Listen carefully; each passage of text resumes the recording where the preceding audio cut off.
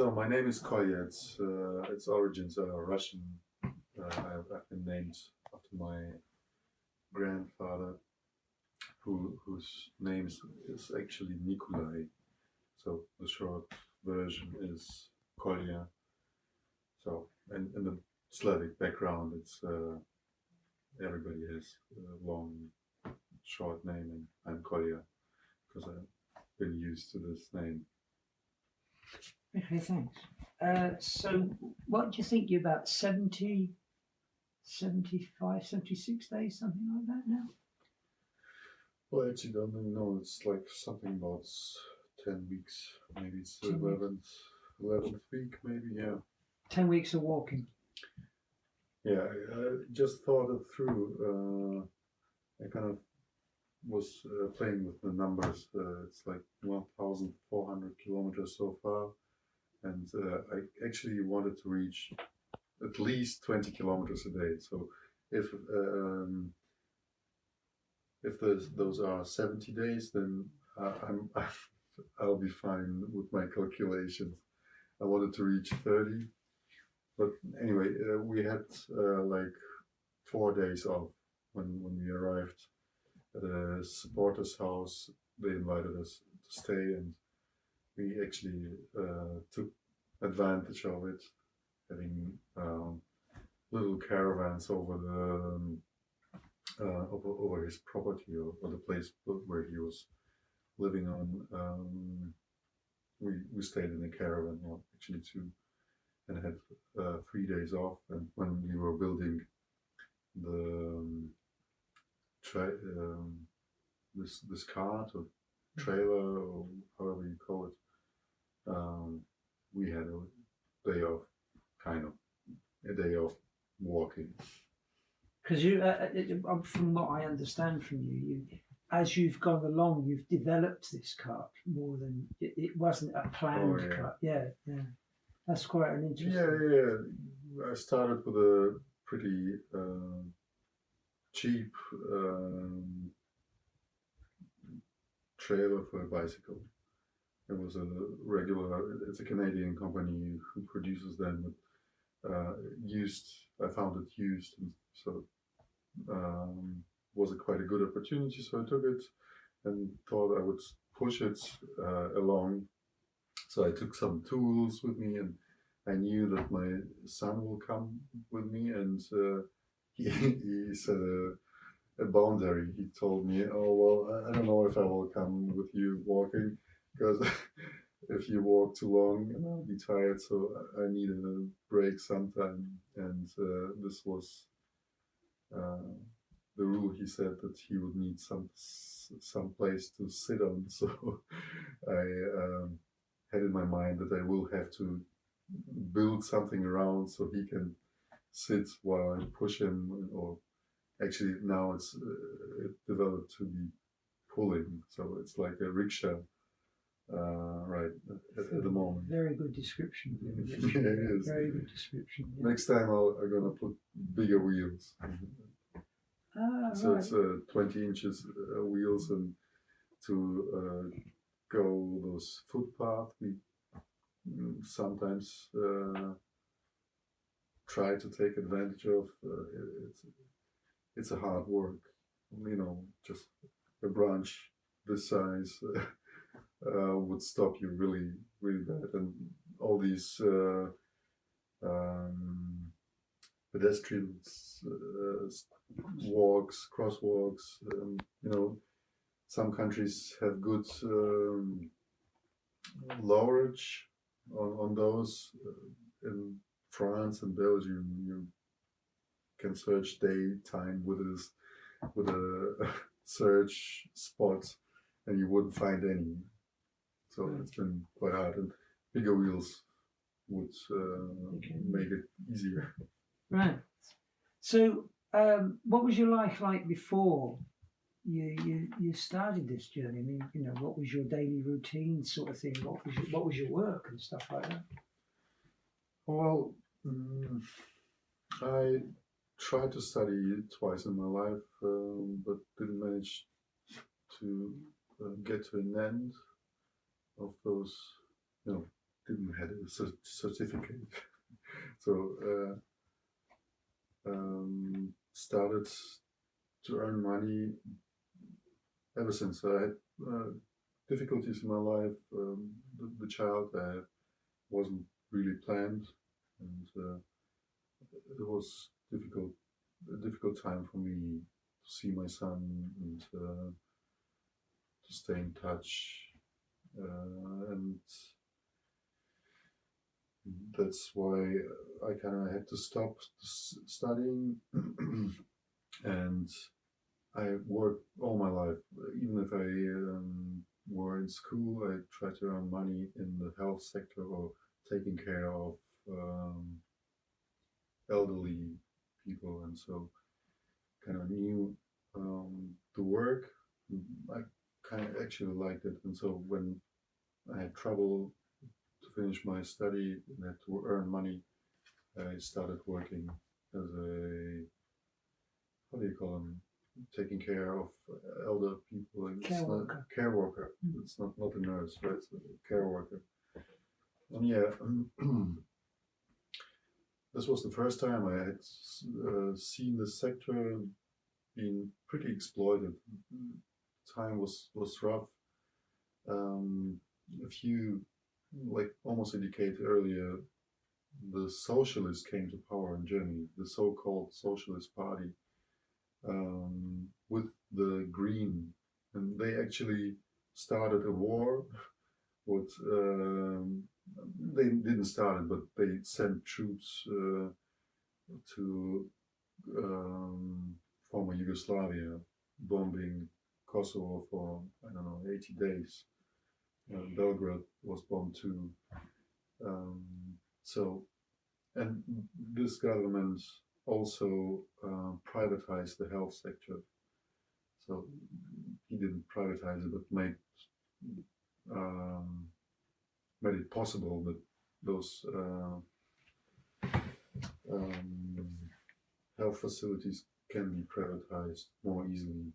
We have a thing here, it's called the Private Initiative, and which came in with Tony Blair. And so we still have a National Health Service, but it's really just it's just a cash cow. Yeah, that's what was set up in Germany too. And like, usually it's profit taken from the workers, and so from the workers and the those people who we actually should take care of, because having less time to do the work, the people don't profit from it. So if we take care of somebody and have to watch the watch, actually it's been timeline, so you get 3 minutes to do something and you have to fulfill that. So it's been rough. So I had a view in the sector, and I kind of didn't want anymore to work with other people. It was really stressful. So then afterwards I tried another study. It didn't work out. This whole system, I think, is kind of set up.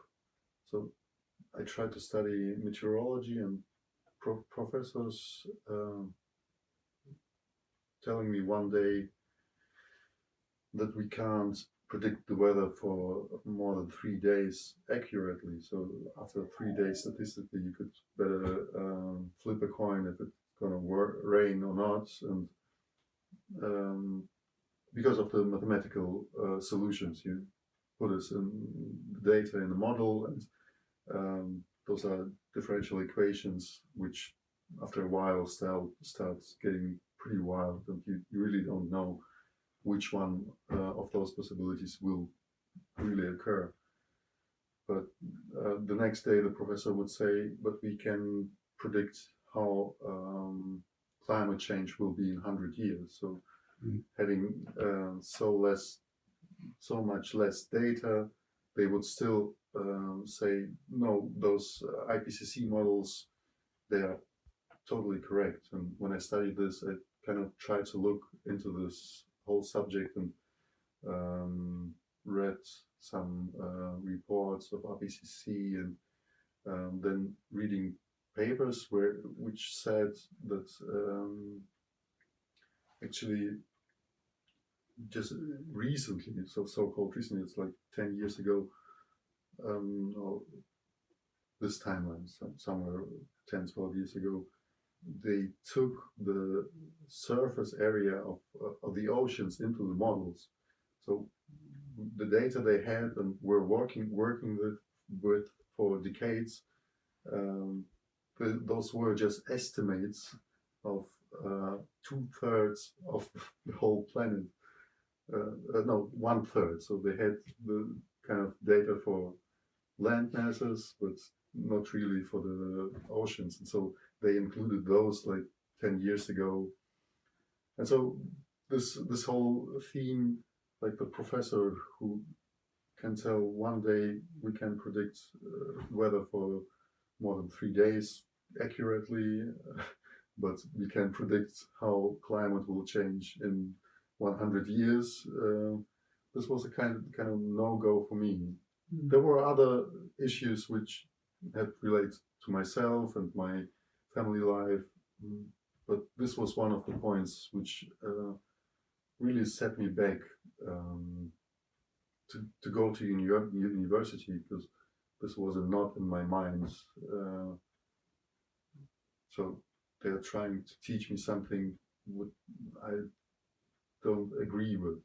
Maybe it's that way. Maybe it's just my perspective. So I didn't want to study and started to work again as a caretaker, but for disabled people. Yeah, well, long story short. And I've worked for 5 years in the sector then, and then COVID arrived. No, so I worked 5 years there.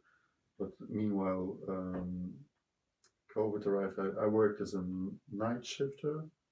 So yeah, and when those measures which were taken arrived, the whole thing started to get pretty ugly. Those people we were taking care of, they have a regular life. So they have mental disabilities and also physical ones. And those one with heavy mental disabilities, they usually were brought to a daycare where they kind of interacted with each other. And the other ones who had physical disabilities or slightly mental ones, they were given work in the garden or assembling things. But all this was shut down, and the people we were taking care of didn't have this opportunity to go anywhere, and actually have been enclosed in those in their own flats. So I've been working for not a company, it's like an organization from the church, and the church gives the opportunity to the disabled to rent a flat, but they can set rules for those flats. And so what they did is to establish a system where even the relatives of the disabled people wouldn't be allowed to come in, and would have to apply to mask wearings and stuff like that. So one person, which was taken care of by her sister a lot, she visited her each day. She wouldn't be able to visit her own sister in her own flat, and trying to argue with my colleagues and my team leader. This was very, very difficult to see, and this whole system stayed for 1.5 years. So we as a team had 2 full-time jobs left over. So it was they were missing. They were kind of we didn't have enough staff to do the work before COVID, so it was difficult already. When COVID arrived, all the people who usually normally would go to work, so leaving their homes, they were at home, but we didn't have more workers. So before COVID, we had 2 full-scale worker places missing, and while more work had to be done, we didn't have any help. Plus all those measures, like yeah. So this was a hard time. Plus all those all the stuff going in the society. Well, the first year, Hamburg was especially hard. They even established a curfew. Is it like when when you aren't allowed to go out? Mm-hmm. So it was quite funny. Afterwards, because like they said a curfew that you are not allowed from 9 p.m. To 5 a.m. You wouldn't be allowed to go on the street, and you would pay a huge fine. But it was like we made fun of it. Attention, attention! The virus is now active. Please don't leave the door. That was mind-boggling. This whole setup. So to interrupt you there, you're sort of suggesting that the German government implied that the virus had a border sanction. No, actually, yeah, kind of. Yeah. This was the people's fund, right? Yeah.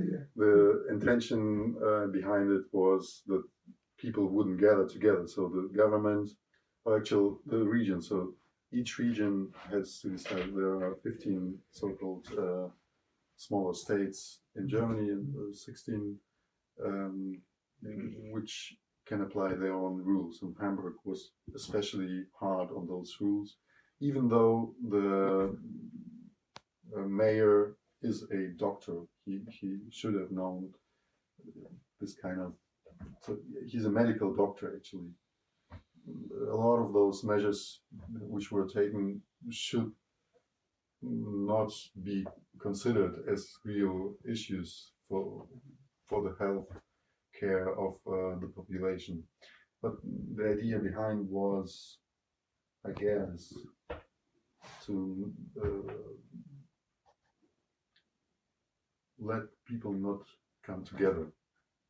So it was forbidden to go, I don't know, in a restaurant or sitting together. So total dislocation of the population was the goal. I'll come in again. One of the things I've noticed with you these days of being with you, so walking on your own is a very isolated thing. I've done lots of it myself.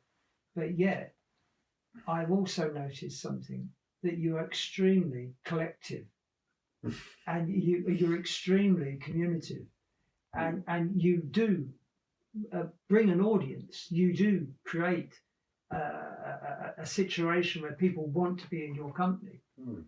So I imagine that this going on for you as a work and around it must be extremely difficult. To be isolated, it was. There were so there was a kind of opposition. Like everybody was really in a depression. Those were really hard times.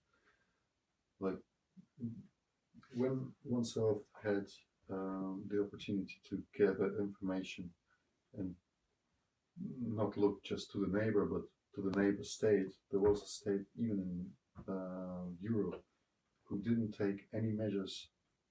They did, but they allowed people to do whatever they wanted up to a certain point. Sweden, in the hardest winter times, they allowed people to gather in pubs up to 50 people, just normal, regular life. People could wear masks, but didn't have to. So those things, if one collected all this information, was pretty hard, especially like I said, in Hamburg. And it was not only for me pretty hard. Yeah, I like company, and sure, we are social beings. Humans are social beings, and not being allowed to talk to each other, to keep constant distance. Although if one had, if there was the possibility to hear all the people which had the knowledge, so like professors and doctors, there were contradicting voices, and this is so important for society to hear all those voices to make an informed decision, right? And so what got me started to get back to the question was this whole setup of the society being pushed into something by propaganda. I can't say nothing than that. It was constant repeatment. Wherever you went, whichever news channel you put on, there were just numbers, and one variable was changed to another variable as soon as people understood what are they trying to tell us. They changed the whole thing, so people just had to do another work to study what the government did now,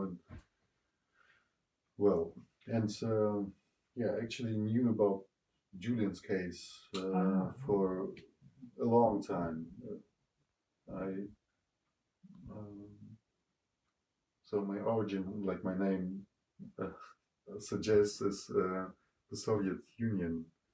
I lived in one of the republics for 8 years before the whole thing collapsed or dissolved itself. And, another 4 years in Kazakhstan.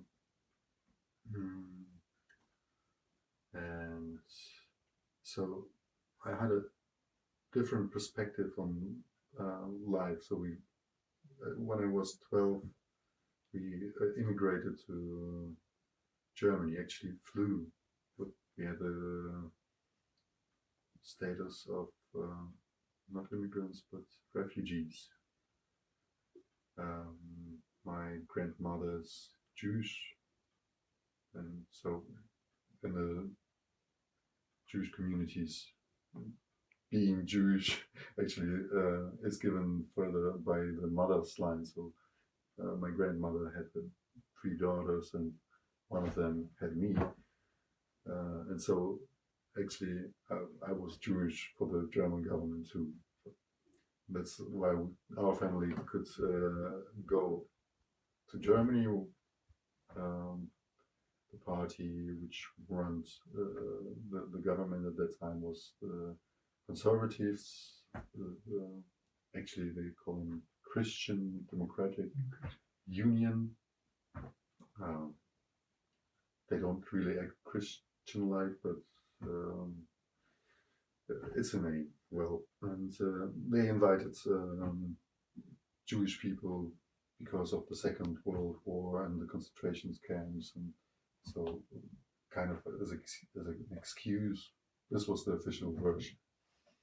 Maybe it's because of the constant need of educated and cheap labor. Okay, that's maybe. No, that's a never good know. observation. so yeah, well, I had a different view on the society, and being an outsider, I had problems to get this. Sorry, searching for the word.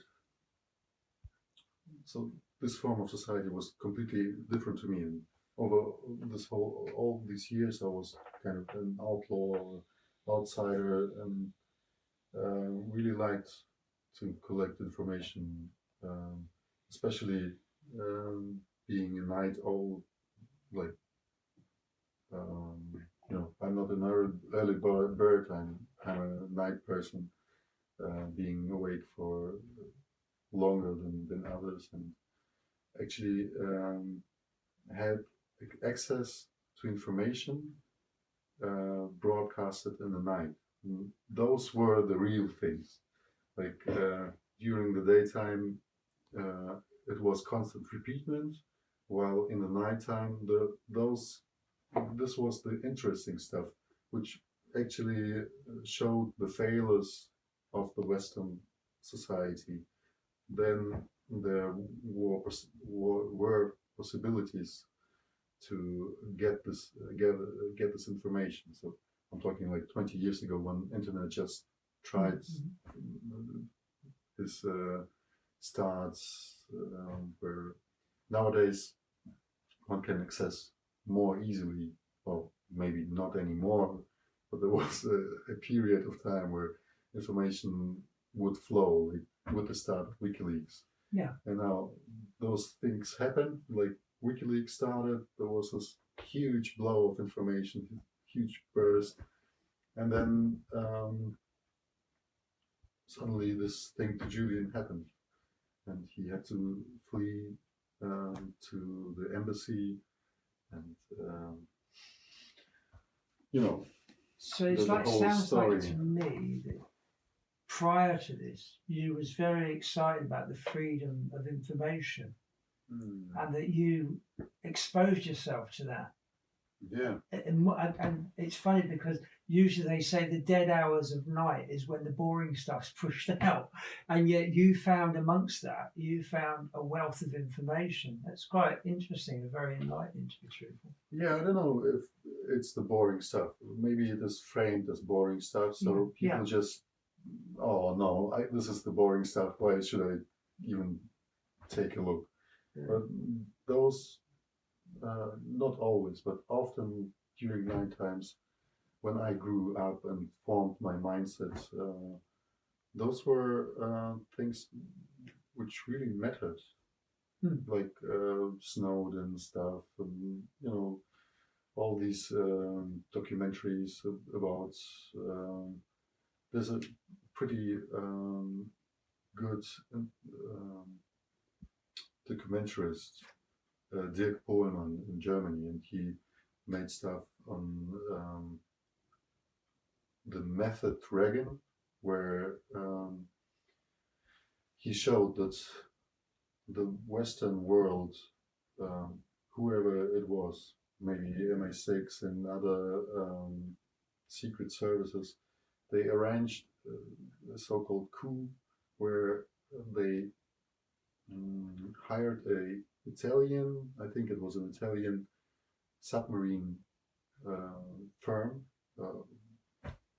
and they sent those submarines to Sweden and let them pop up and go down again, so that the Swedish society thought the Russians would come.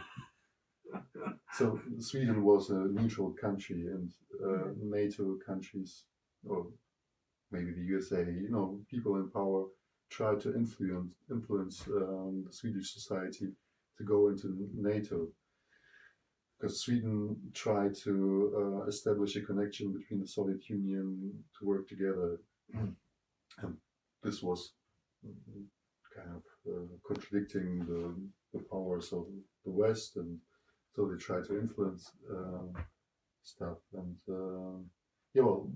those documentaries you could have seen, but like in the night hours. So the really important information that how the system works was It's shown funny. more in the nighttime than in daytime. So. Because at that time in history, I would have thought subliminal messaging was quite a big thing. And describing these submarine heads going up and down, you know, because advertising, there's subtle ways they advertise. So it's very interesting that you sort of cottoned onto this through this guy's documentary, yeah. Yeah, he made other stuff too. Like Yeah, okay. I then further searched for his documentaries, and they are great.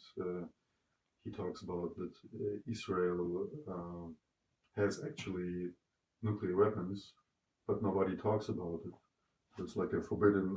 It is an open secret, right? So everybody knows they have, and so that the French actually helped building nuclear sites in Israel.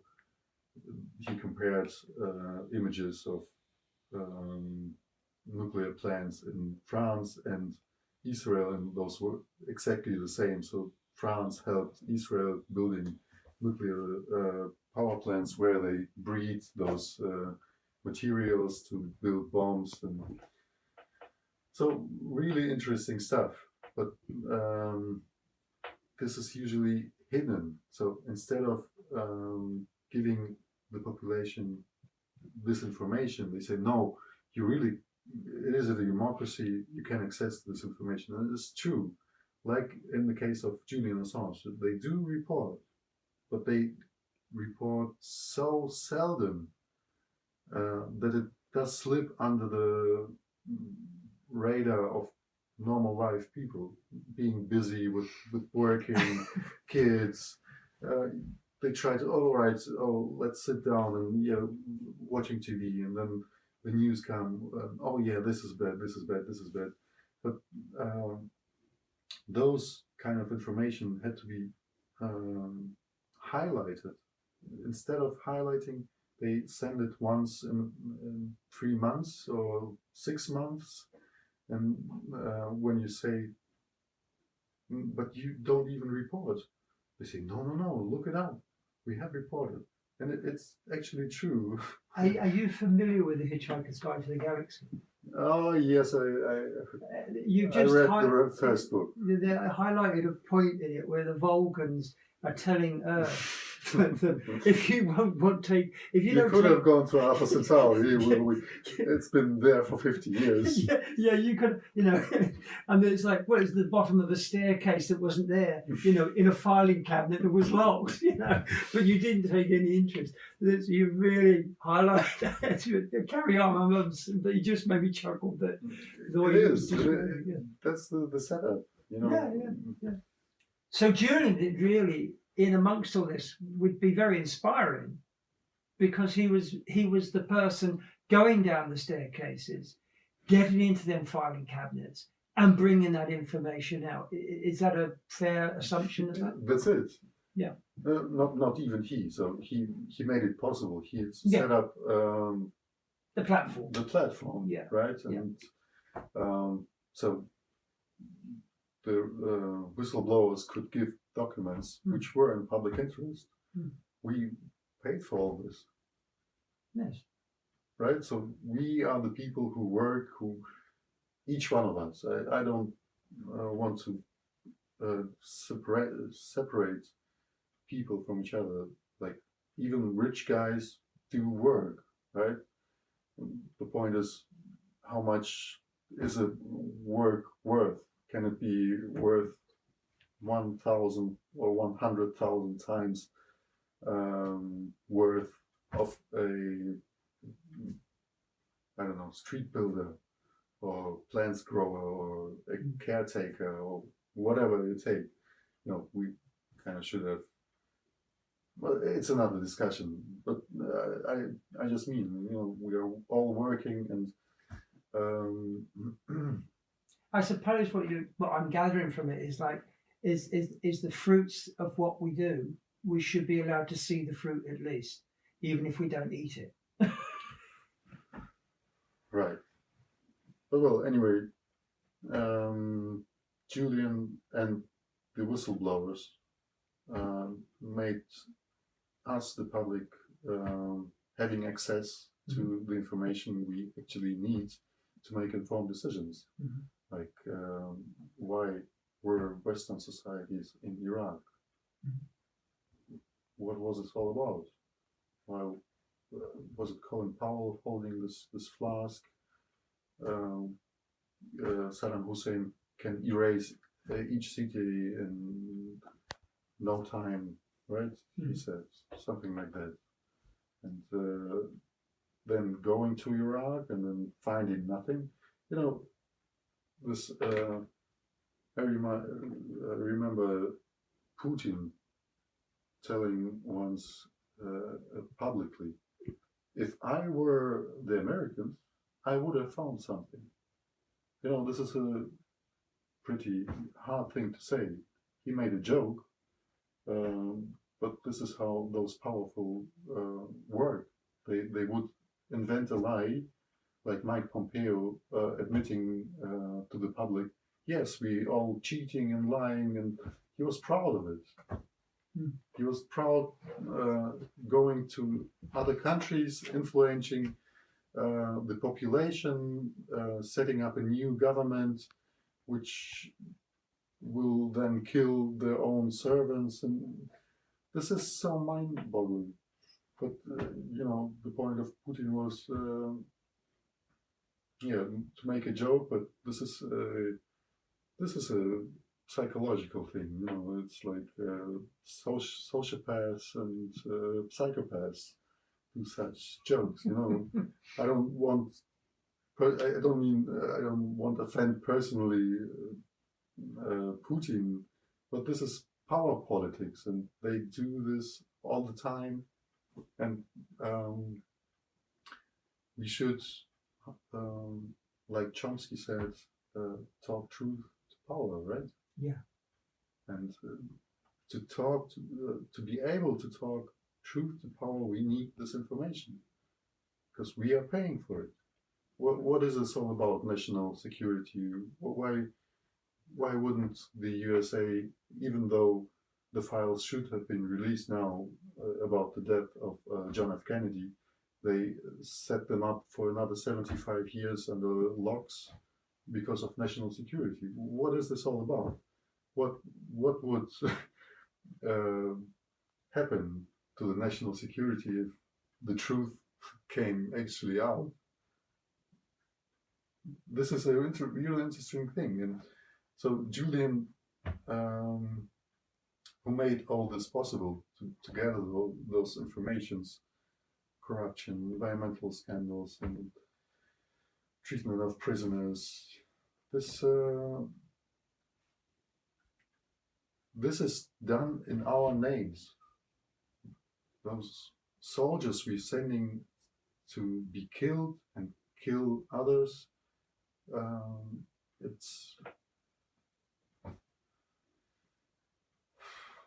it's hard stuff, and people believe in it. You know, this really hurts my heart and my mind.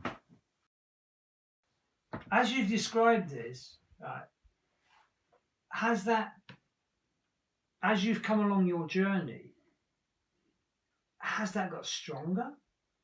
Because you spend a lot of time on your own. I know you've bumped into people and you've had lots of people talk to you and all this stuff, but then as you're walking, there is just silence, but your head's not silent, I doubt.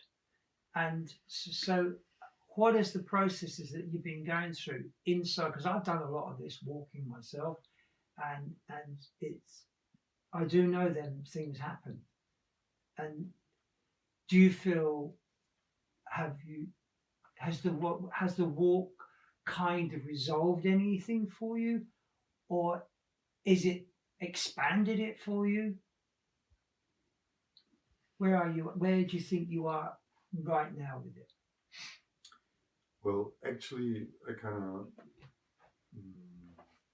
maybe understand now that that's what life is about, to do things you really admire. I really wished it for my son, but actually it's what I wished for me, to be able to do things I would like to do. I really love to take care of people, like working with those people, even not earning much. It was enough to survive, but still it was necessary to survive in this society, to even buy food and for the rent and for all this stuff. And this walk really reminds me of to do really this, what you admire. This is the most precious what you can do for this world and society. There are other opinions, like those people in power really do think they do good for the world, setting up those wars and with guns and with words. You know, it doesn't have to be this hard. But could I describe it this way then? Because I do this thing where I place myself in where I am. So I acknowledge what's around me, and I give what's around me the meaning to me, and what it means to me and what I mean to it. Like a chair that you sat on now, that settee, I would think about that and then work through that. And then what it does by doing this, instead of me just sitting in a room, I'm sat in a room with all these objects that I have got a relationship with. So when I'm walking on my walks and doing and my bike rides as well, I place myself on the walk. I place myself where I am, and then let these things come to me, and then have these relationships with them.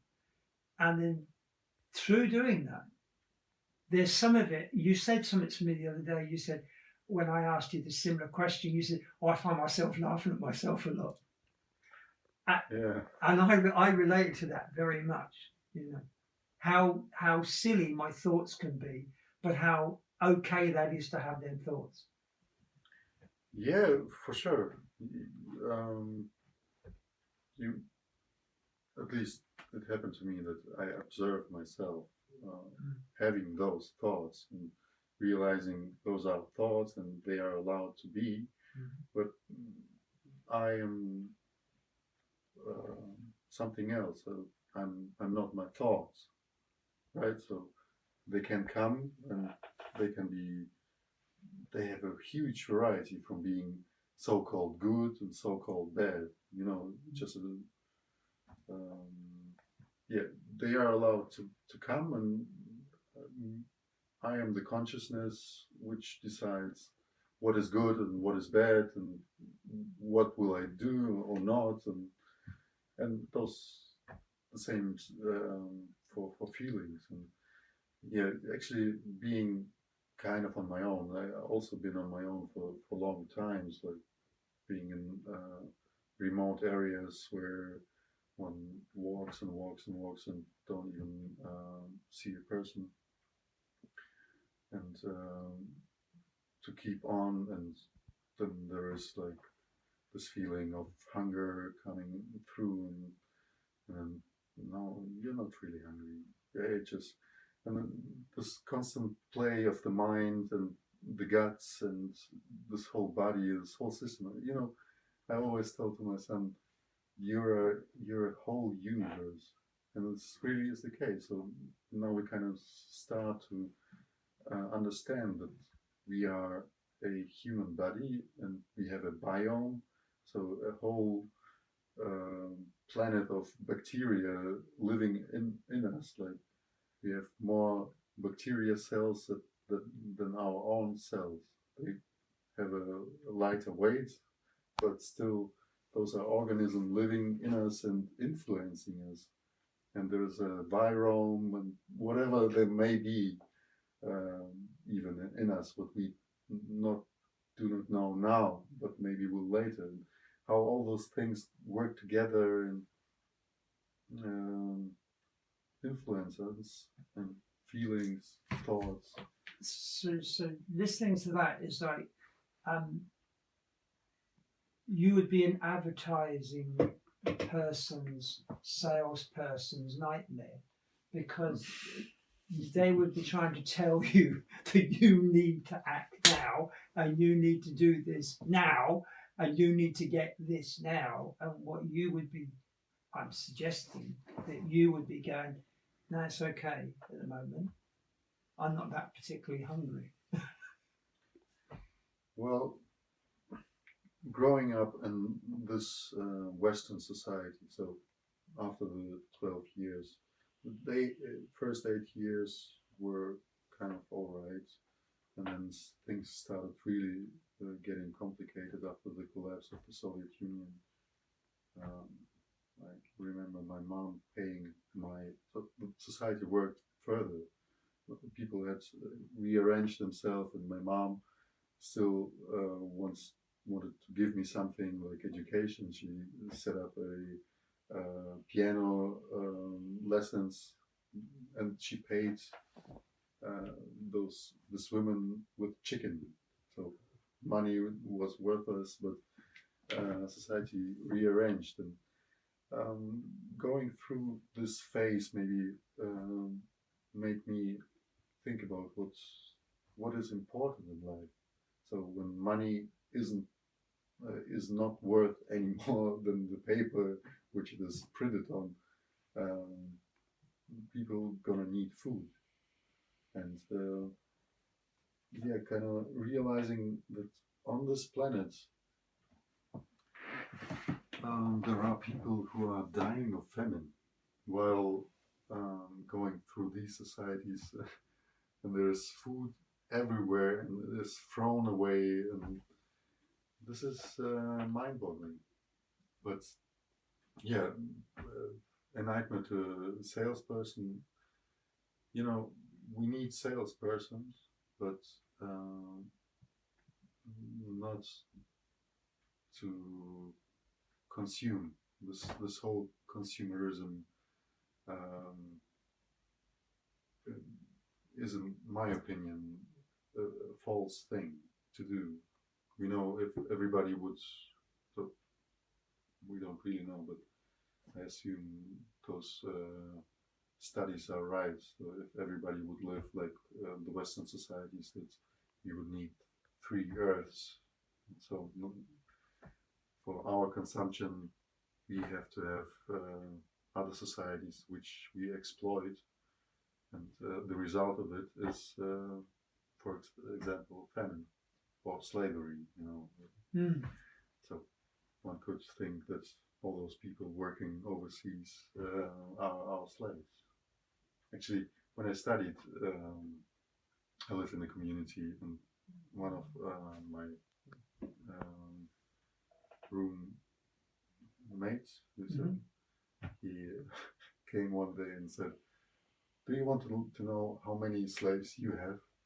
And then there was this website where you could give what is your consumption level, how often do you drive, car, fly, and then which clothes do you wear, where do you buy them, which food you consume, and then it put out the number, and I had, I think, 4 slaves, and I was pretty, I've been studying, no money at all, no voyages, no nothing,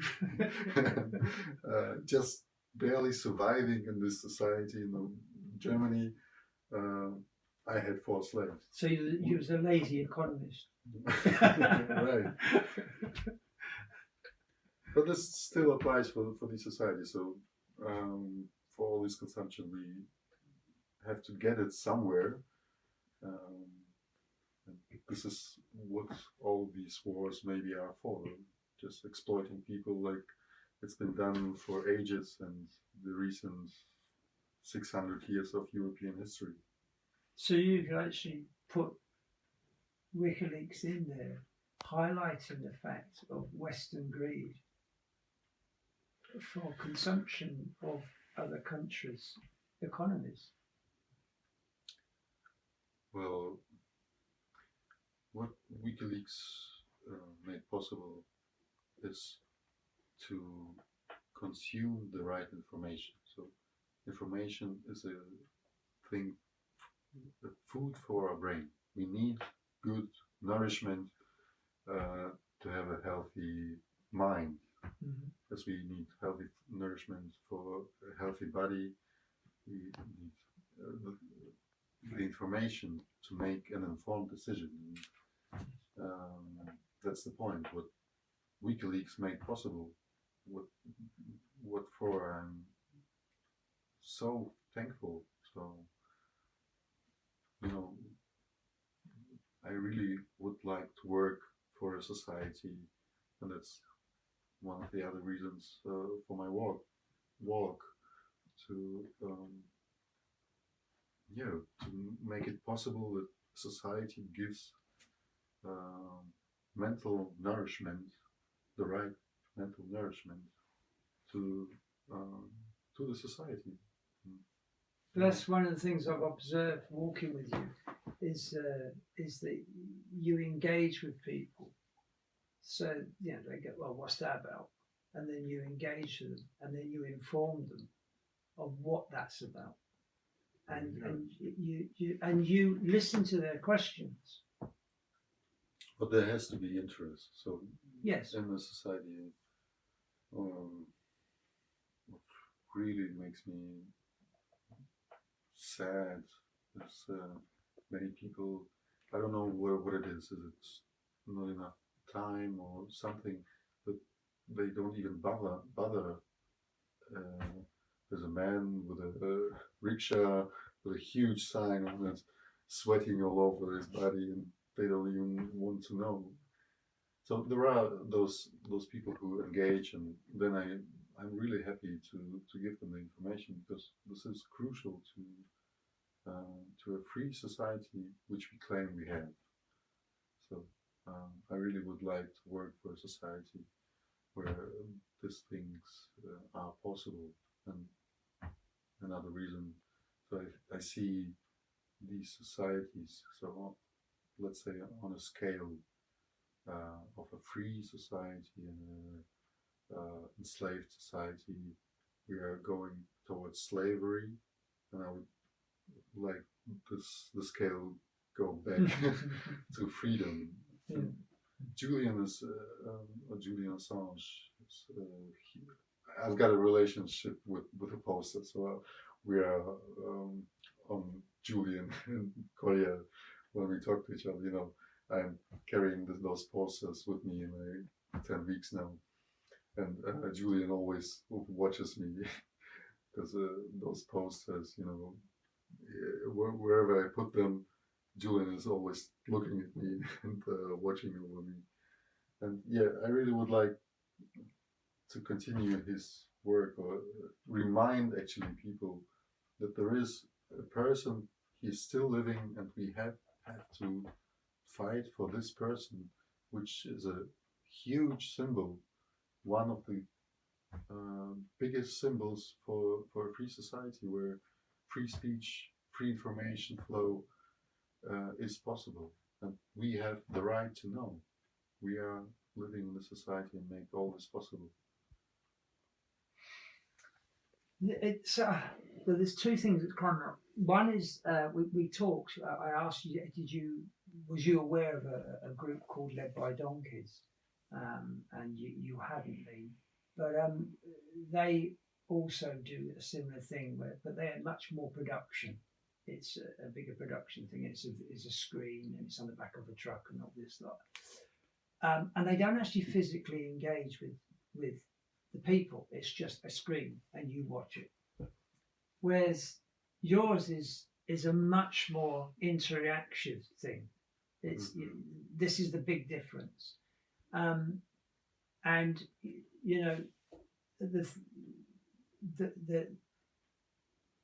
the thing that I get from it is this is much more organic, and without all the sweat and all that lot, but it's much more organic. This relationship that you're having this relationship with Julian on a poster, and you're also having this relationship with people that you would like to have his message said to them. And so it's a much stronger way of doing it, even though I am a big fan of Led by Donkeys because of what do they do. But I could see this huge difference in the approach. And I got to say, I'm more in favour of yours over theirs. But that's because I've done it with you, a very small little bit, but I've done it with you and I get it. I get it. So that leads me on to another little question, really, is are you aware of how many people are following you? Through, I don't do Twitter as much, but through Twitter, through Facebook, through TikTok, through all these other places. Are you aware of this? I'm not really aware of the whole situation, so maybe we'll evaluate afterwards. So it is kind of complicated walking and engaging in social media too. I try to, but it is really hard. I had help with Twitter and Facebook, and I take time to, or at least I try to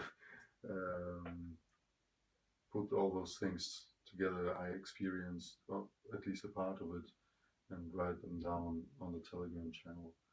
And so had contact with somebody who just took those messages and put them on Facebook, and then had faced problems, and so it is kind of hard to find the time for it, because walking and talking to people is pretty time consuming. Like, there's literally little time left for oneself, except for while you're walking. But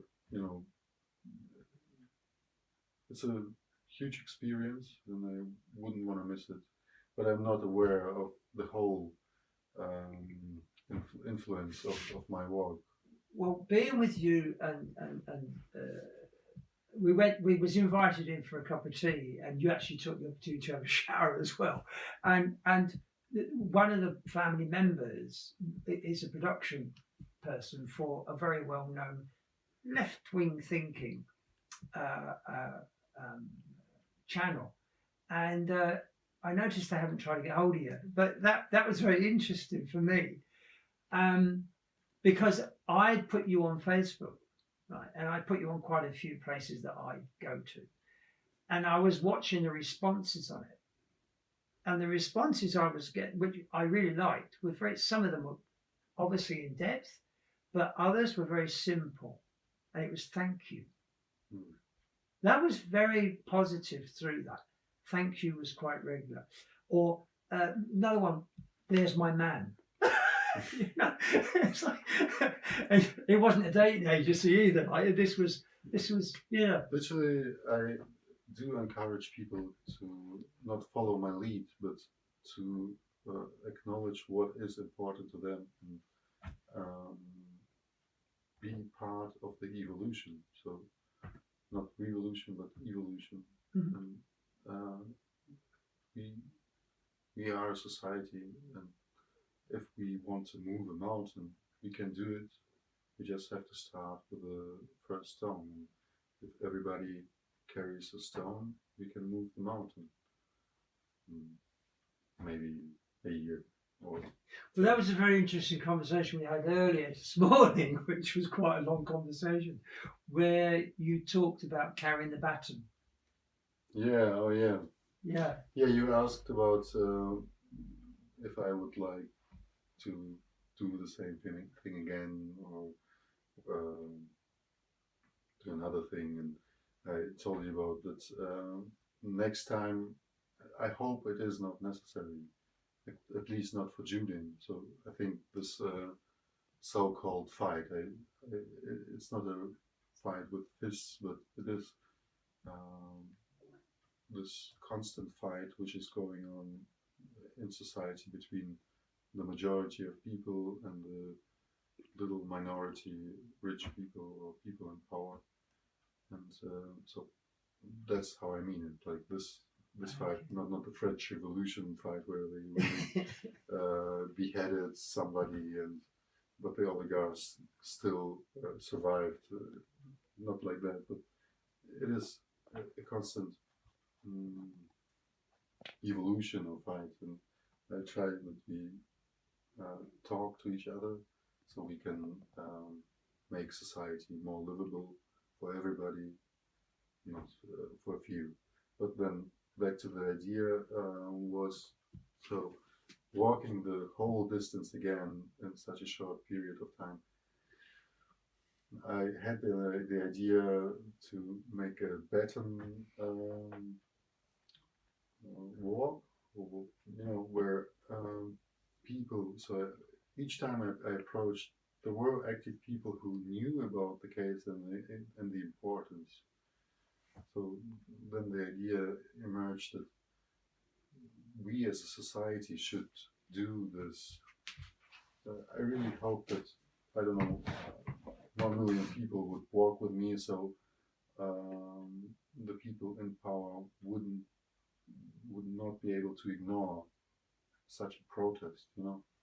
Masses do matter, but still, to the idea of the baton walk is to start with a baton, and that one city or the active people would walk the first 20 or 30 kilometers, so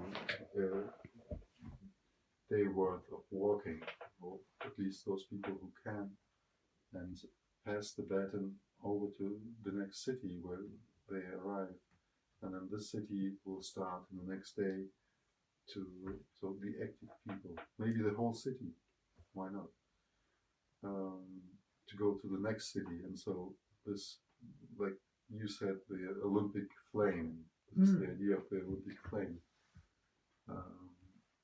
to enlighten the society, to enlighten a stick, to pass it over, to take care of the fire, which is so important for life. And in our Western world, we know that the free press is constitutional to a democracy, having control over people in power. On a lighter note, but yet more interesting note, because we have boat people coming in, as they call them, or refugees. What was your ferry crossing like to get here, and how did that? Because I found that really interesting. The ferry crossing, this was a really complicated thing to do.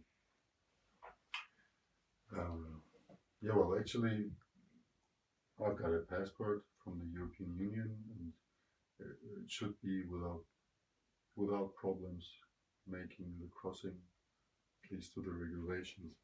But then the company rules kicked in.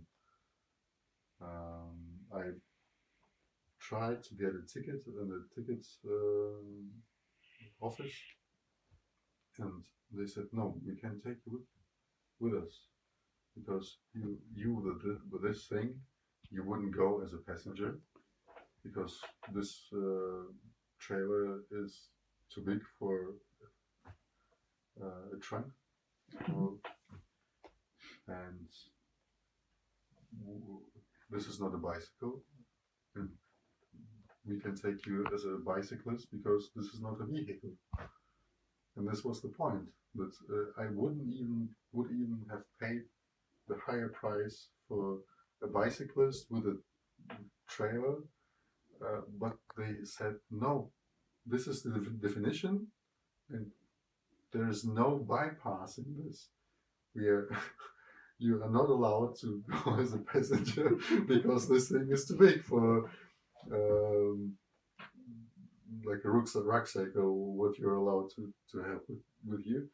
And I could actually disassemble the whole thing. It's like a children cart. I could just push, but they said no way. And I went then to another company. There were 3 companies, and each of those companies said no, because you're as a passenger, this is too big, and as a cyclist, it's not allowed because you have to sit on it. You actually have to sit on it and then move something that you move. And even talking to the managers, like not to the people who are sitting at the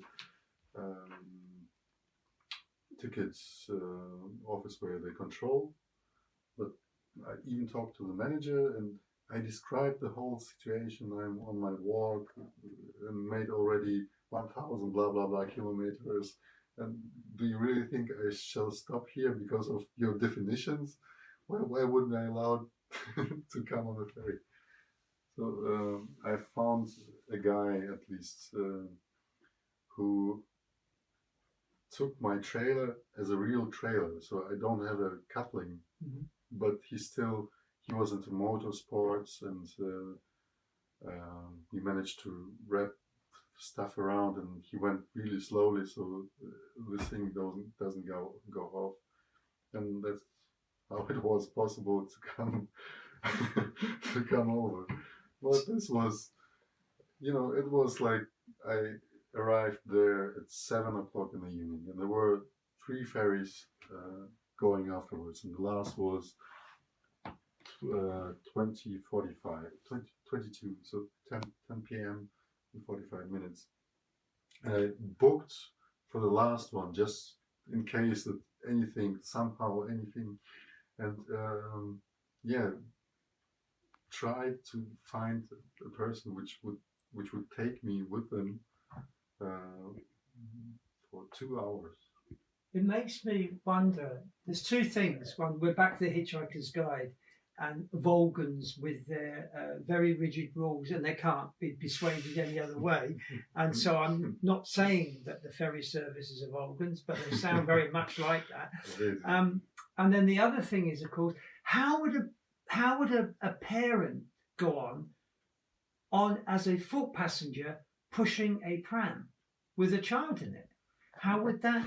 Yeah, I asked all those sort of questions, but those are rules. They cannot be. No, those are rules, and I don't see other possibilities. I asked the manager and the other persons, what happens if someone's bike breaks down? They have to push it. It's the same thing. I just had my, and I told them I can run if it's about I witnessed that. about being fast. I can run. I've got lights and this is the definition. You have to sit on it and then it drives. Okay.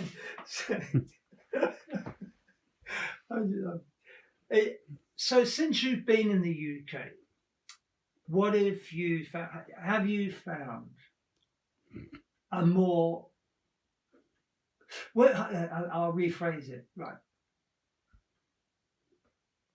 Germany, Netherlands, Belgium, France, what was the awareness of Julian Assange and his plight, right?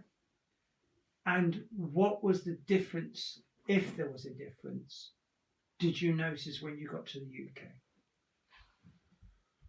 So first of all, I never thought that there would be so hard borders. It's literally stepping across. Borders are just imaginary lines. Those are just thought concepts. But they really apply. Those cultural differences are huge. When I crossed the border between Germany and Netherlands, the first thing I saw, in Germany you still have to wear a face mask going by public transport, and I just crossed the border, went 2 kilometers, and a full bus, so a bus full of people passes by, and nobody wears a mask. So this was eyes opening. And then just really a few kilometers into the country, like 1-2 kilometers, and the architecture is different, the mindset of the people is different, and this happened all through the journey. There are really hard borders on borders. When I was in the Netherlands, everyone was so nice and polite, and they looked you in the eyes, and yeah, just nice people. And then we crossed the border in the Netherlands. It was just Maastricht, so it was just a little tiny bit of the whole journey. But this region was pretty nice. I have to say, regional borders are also borders. When I was passing through North Rhine-Westphalia, um, there's a conglomerate of cities going one to another, and like walking 30 kilometers, those were different planets. In Dortmund, nobody would even look at you, and then just 50 kilometers further in Essen, it started. People were totally nice and open, and what are you doing? So it doesn't even apply to countries, but even to regions. It really is mind-boggling. And well, I think, yeah, those regions were important. Bigger cities were kind of more open for this whole issue and talking to other people. In villages too, but the approach is a bit different. So in villages, people really stopped to talk to you. In cities, it was not so often. It does happen too, but not so often. And the only region I passed was, there is a hard border in Belgium. So there are, the north is Flemish, the south is Wallonia, and the north is kind of more oriented towards Netherlands, the languages, and the streets are built more like in Netherlands, and the Wallonian are totally more oriented towards France. And so I just passed really 4 kilometers. There was a little forest. I passed a forest, and the Wallonian people, they look you in the eye. They say at least, not hello, it's I wish you a good day. So to say as a greeting, and maybe even broader talk. But at least I wish you a good day. And so just walked 4 kilometers, and nobody wanted to speak French. They were like, really, they would decline to talk French, and they wouldn't look you in the eyes. They would pass by and no, I haven't seen you. No, you're really not there. This huge sign, and the man pulling the cart. No, I haven't seen it. No, no. Oh, isn't this nice the way that, you know, those cultural differences. But the picture in those regions I passed, it was all the same. There is one person out of 1,000 who actually knows. Okay. Maybe there are 10 out of 1,000, maybe 100 in some regions, but it's alarmingly low. So the knowledge about Julian Assange is alarmingly low, and some people know about WikiLeaks. So I would say, I don't know, maybe 95% don't know about Julian Assange, and 90% don't know about WikiLeaks. So I don't make points on figures. They didn't collect all the data, but it's like this feeling that there's a huge unknowingness about this issue and this whole thing. So it was hidden very well. This, by the way, this is what I experienced at the weekly vigil I visited. So with this whole, when he was withdrawn out of the embassy, no, when he was taken out of the embassy, I really closed up follows the case. So there is a so-called alternative media, which I call free media in Germany. The media which is supported by little payments. So people like you and me, just sitting together, having a chat and having quite knowledgeable people talking to them, trying to get interviews. And so those free media, they really reported on this issue. So one could have been on the point if one had, if one wanted to.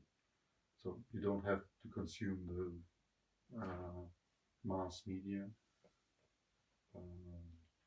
or mainstream media, however you call it. And I really closely followed this whole issue because I knew about the importance. So it was important when he was in the embassy, but still he could work at least some time until the government changed. And yeah, after this, he had a sentence of, I think those were 50 weeks for not being at the office for the Swedish government requests. And what I thought that he would be a free man afterwards. And it wasn't the case. And so I searched for protest against the COVID measures, and there was the site in Hamburg which was set up that each citizen sees which manifestations will take place in the next time. And so searching for COVID, non-COVID restrictions manifestation, I found a group which organized a protest for the WikiLeaks founder, one of them. I didn't want to break you off because it's great, but I don't want to lose some bits. What's your thoughts on the present leader of the opposition in the UK, which is the Labour Party, used to be the head of public services, so public court services, and he played a small part, but a part in the Swedish relationship of coming to interview or not interview Julian.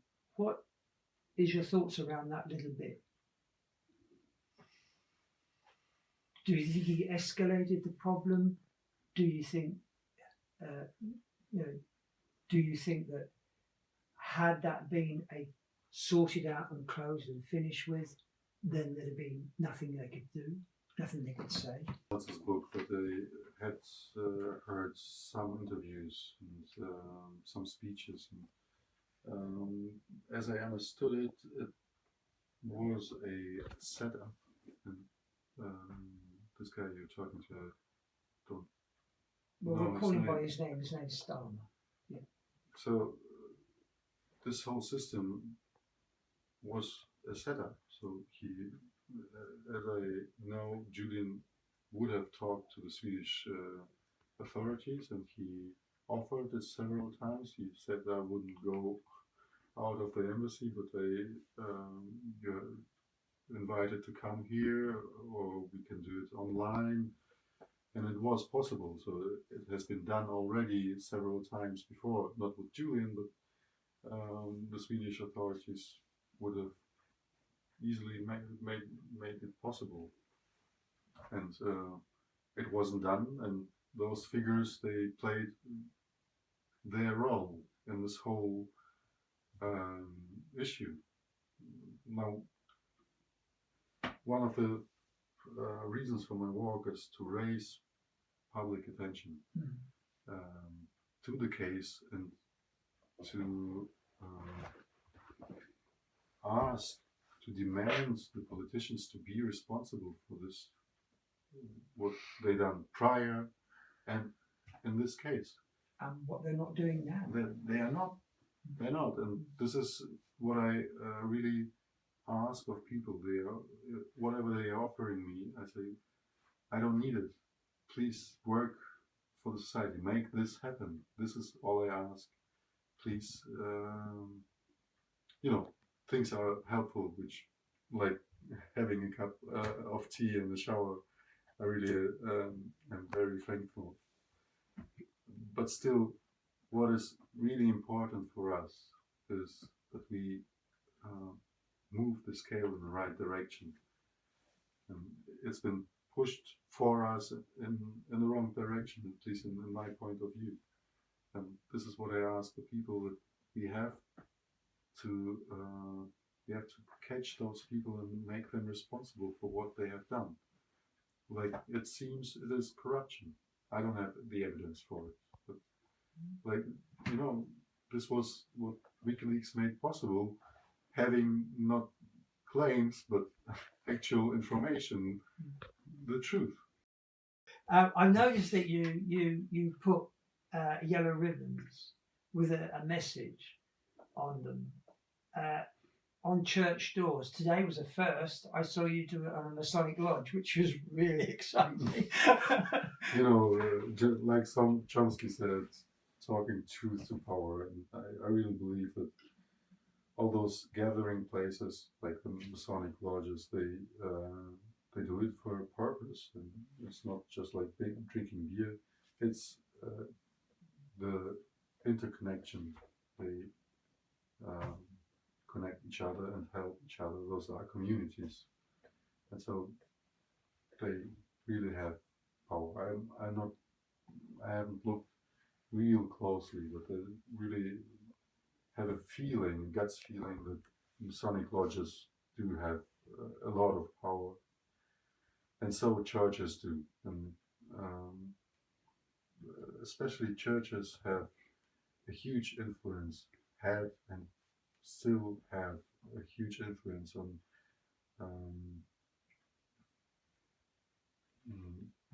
transport of information. One of the interesting things I saw on Facebook was that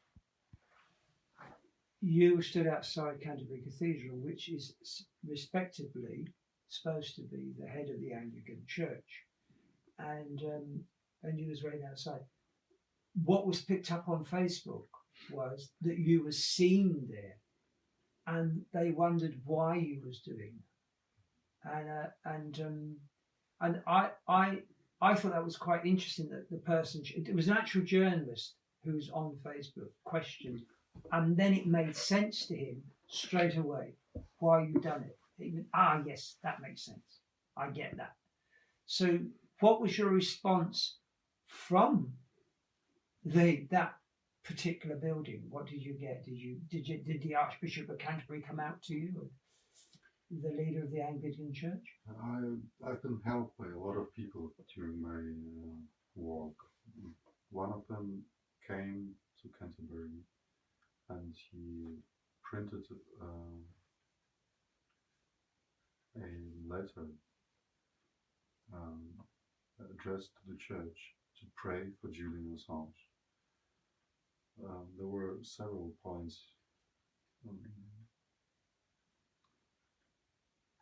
So a lot of points why this man should be freed, and why one could or should pray for this man. Actually, I wasn't allowed to cross this imaginary line or physical line of the cathedral's space. Not even in front of the cathedral. Even if I would talk to the people who were doing the job and checking tickets, or they had cathedral police there. So I don't know. They had a real little state in the state, like having their own police there, and they wouldn't allow going through the gates, and not allow talking to the priests. They wouldn't, or the archbishop. So there was quite no possibility. Those people who made it possible, they came to the day to join me on the walk, and Paul, which is a great fellow and really enthusiastic and so powerful, although in his age, so although he's like, I don't know, 70, I guess, but still a lot of energy in this guy. And so with their help, we managed to set harassment to the people who wouldn't let us in, even if I talked to them and said I'm a pilgrim who walked the whole way visiting the whole churches, and they wouldn't allow me to go inside. So this was quite remarkable, right? So not allowed to go to the church in a humanitarian mission for a prisoner as a pilgrim was kind of unusual, I would say. But the people who joined me, we caused a little bit of harassment, some disturbances. So they called the police, the actual police, not the police of the cathedral, and 2 officers came and were quite polite and friendly, and said, no, this is free speech, and it is allowed as long as you don't shout at people and cause real harassment. So we asked them, or Paul actually did, to take the letter and to bring it to one of the priests or to the archbishop, or to ask somebody to come out to talk to me. So the priest came out, and we asked him to pray for Julian and to pass things over. He wouldn't actually want to pray especially for Julian, because they pray always for all prisoners, and they don't make this personal. So, he was kind of skilled of dealing with demands of people, and this was obvious. So we weren't allowed, or I wasn't allowed to go inside the church, but I could have placed the yellow ribbons outside of the church. So the statue there, it was allowed, but not on the church or on the gates or wherever. And I wasn't allowed to go inside to take a picture, which I've done all my way through. And the yellow ribbons is a sign which is promoted for people who are missed in society. And so Julian Assange is the missed person in society, taken out of society, and a sign for welcoming somebody back. So if Julian ever comes back to society, this is a sign everyone can put up on the door or wherever that he is welcome. and also as a symbol to remind society what is this all about? Why a yellow ribbon, and why I write down free Assange. So why, what is free and what is Assange? And just people starting thinking about what is this all about, and maybe searching for it. It's interesting that the police actually treat you in a very civil way, and after what I just said about the police sentencing, crime sentencing, they actually just said, no, you've got a freedom. So, and the actual law is that it is down to the discretion of the police. So that's a really reassuring thing about that. So that's quite lovely. Maybe they haven't read it yet. Maybe they haven't read it. It's not as though it's a hidden secret. During my lifetime, I had often the experience that actual policemen don't know the law. You can, if you know the law, you can beat so-called beat. In the argumentative fights, you can beat the police. Right. Okay. So they're true Vulgans then. I couldn't resist that. Or maybe Vulgans. Okay. So, I mean, we're getting on in time.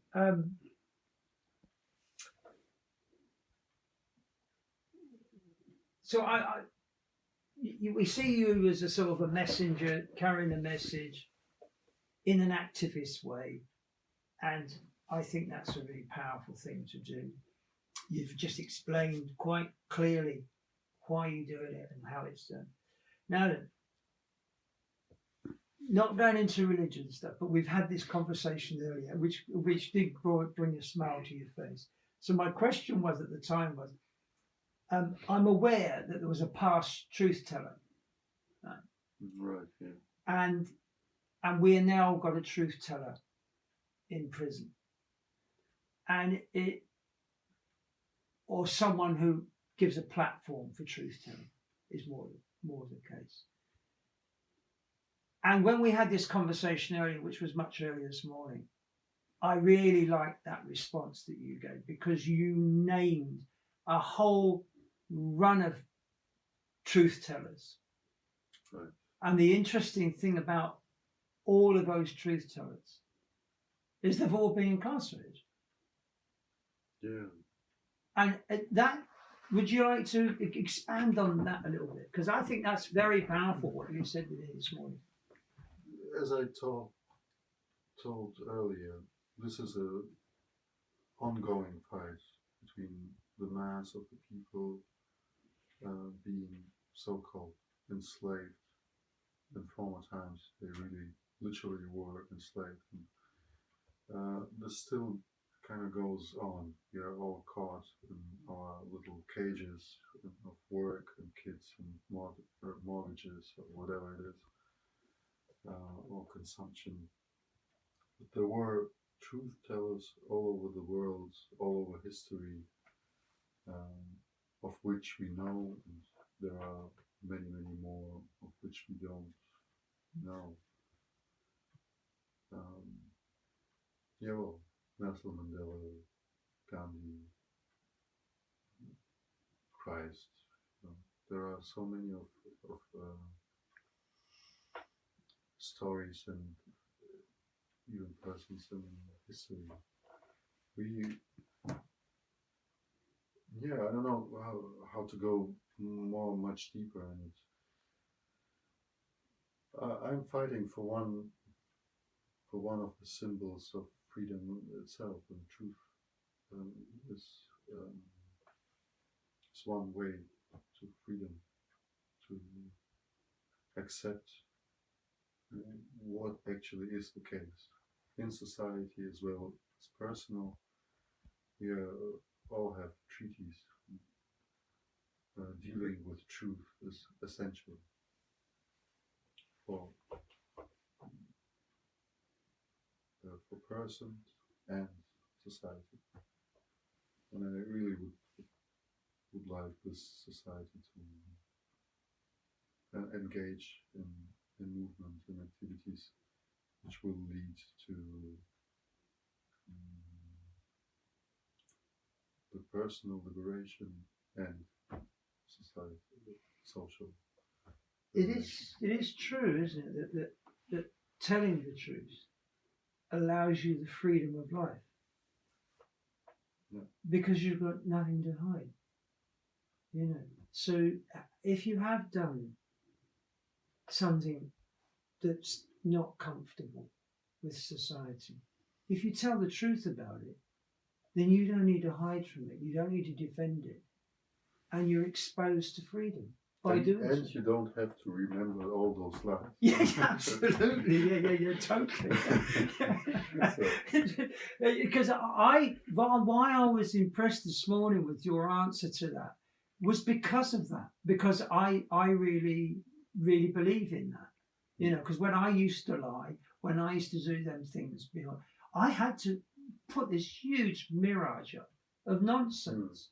And now it's like, man, the freedom not to, it's like I carry a haversack on my back, but it hasn't got lead weights in it anymore. I've just got a haversack on my back, just putting really collected nice things in. Yeah. And it's cool.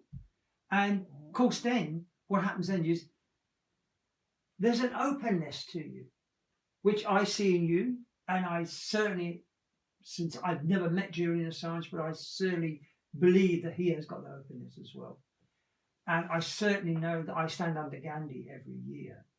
And I know from the fact that he was always like that, open-mindedness. And open-minded people create more freedom.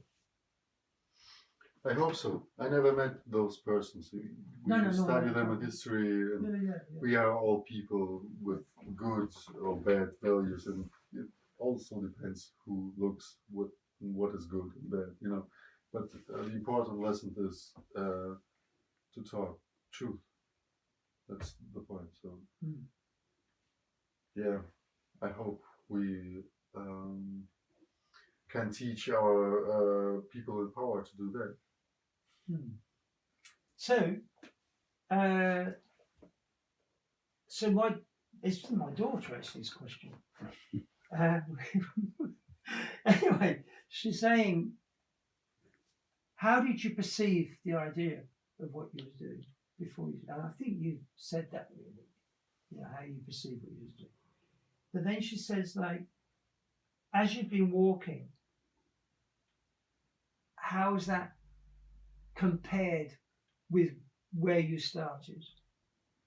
And then she's asking, how do you think you'll feel at the end of it? So it's like this was loaded here. That was my thoughts when I first started. This is actually my realities I'm going on now. And then what do you think your end will be looking like? If there's ever going to be an end, because I don't think there is before. Yeah. So the start was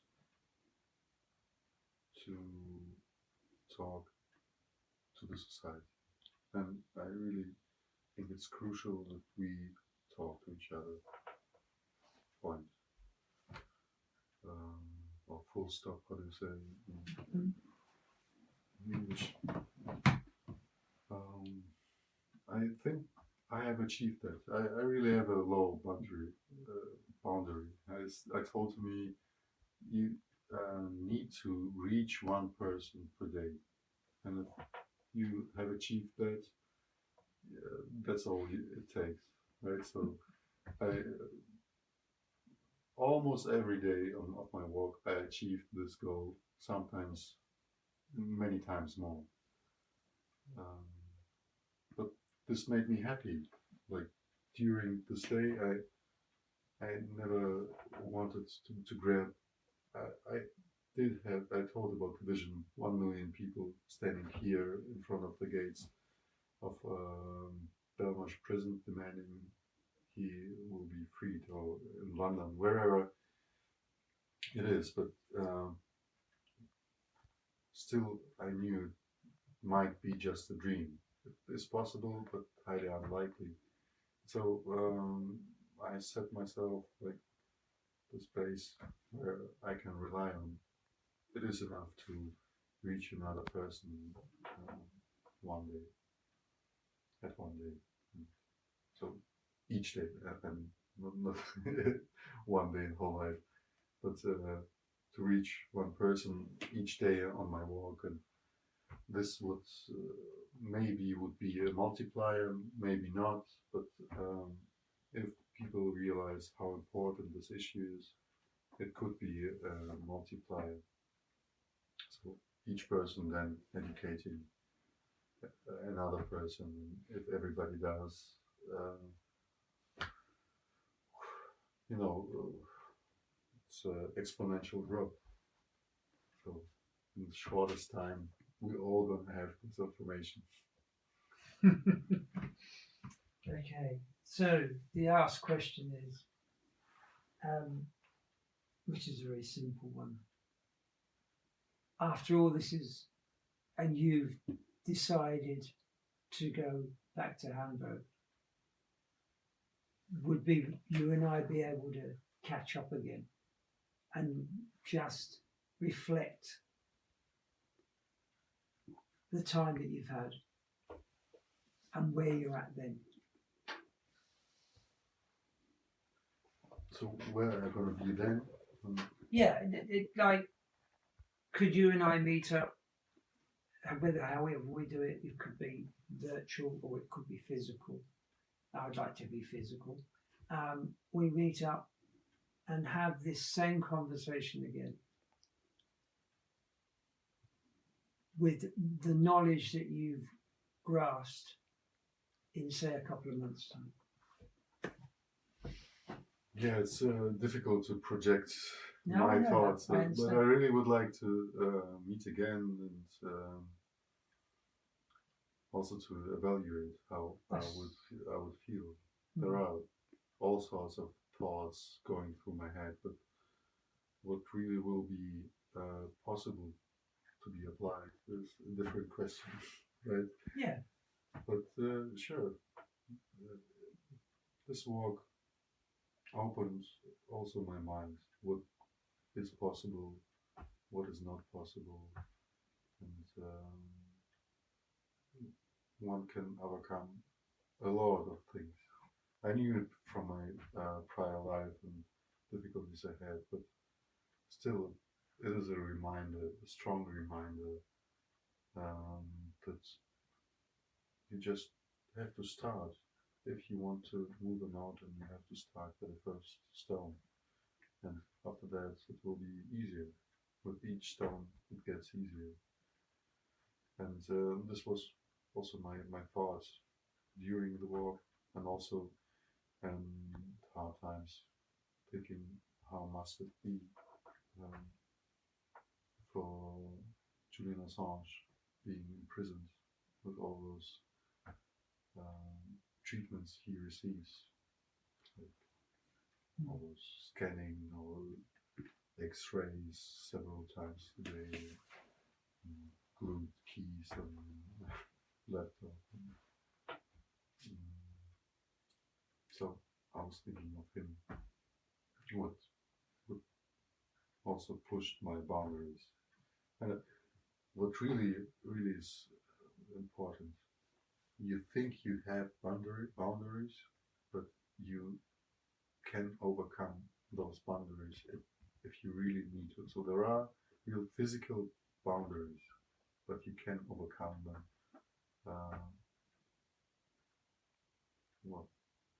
It is possible. Like, I'll tell a story.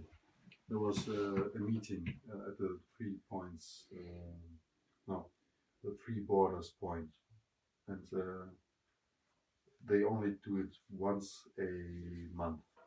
And I was really near, or we were, my girlfriend was with me at the moment, and we had to break up our walk, and we took the train to get to the meeting. You walk by the train, by train again back to walk the whole distance, but still we went there, and it was a mess. This whole day was a mess. We started pretty early, literally almost ran to the train station to get the train, and the elevator was broken, so we had to carry this huge trailer step by step the steps up. And we got to the train and had to take another train then. And being in the city of Aachen, we had to walk to the three borders point. But actually this point is on a hill. And so we had to overcome 200 height differences in meter. So we managed to do 7 kilometers with this height difference in 1 hour and I think were 90 minutes. 7 kilometers in 1 hour 19, pulling up this cart. It was like 5 kilometers on average with this heavy weight, and we did manage it. You know, in one's mind, if one would have told you you have to go on a mountain or a hill, 200-meter difference, this is a no-brainer. You wouldn't want to do it on a race, right? And so was my mindset, but I really wanted to join the meeting, and so those physical boundaries you think you have, they are possible to be overcome. And this is what I learned on the journey. I really was tired the next 2 days. I really was finished. My body said, you need kind of a break. I didn't give my body a break, but still we were very slow. Yeah, but it is possible to overcome those boundaries if you really need to. And this is the time where we really need to overcome all of our boundaries, physical and mental, what we think is not possible. We should start doing it now because it is possible. This is my experience from the work, at least one of them. Thank you very much. It's been a pleasure. Well, not a pleasure. Actually, it's really nice getting to know you. I enjoyed it myself to get to know you. Yeah. Two old activists together. I am. Thank you very much. Thank you.